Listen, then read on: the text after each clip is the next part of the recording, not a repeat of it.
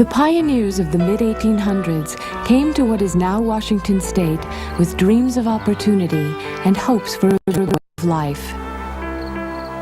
Most traveled the Oregon Trail to Portland. From there, they fanned out across the land in search of new settlements.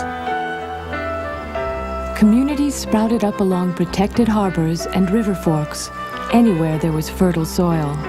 A town's survival depended on its location, the ingenuity of its residents, and luck. For almost 100 years, Seattle has been Western Washington's city of prominence. But in the mid-1800s, when villages grew from dreams, almost any town had a chance of becoming the largest and most prosperous city in the region. Each town became a small city of hope. On the mile-wide thread of land called the Long Beach Peninsula, pioneers Richard Espy and I.A. Clark founded the community of Oysterville. Nuzzled between the Pacific Ocean and Willapa Bay, they discovered success in oystering. Soon they were shipping their oysters to California, and Oysterville became a prosperous community. By the 1860s, Oysterville was the seat of Pacific County. Within a few years, it had a church, a hotel, and a school. Residents felt their town was as likely as any to grow into a large and important city. But in 1892, the county seat was moved to South Bend.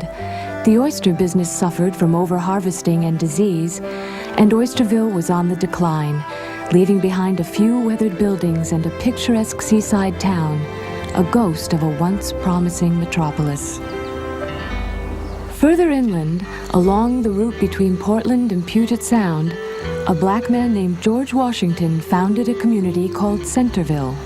Washington settled his town when it was still illegal for a black citizen to own land in the Oregon Territory.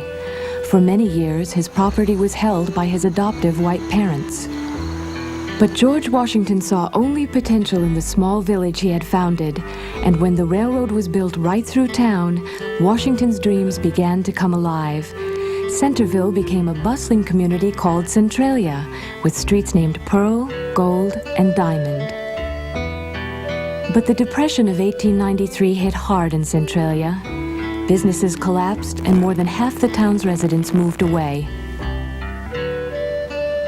Centralia recovered, though, and grew into a proud city in the heart of the timber industry. And like Oysterville, it holds a special place in Washington history as one of Western Washington's early cities of hope.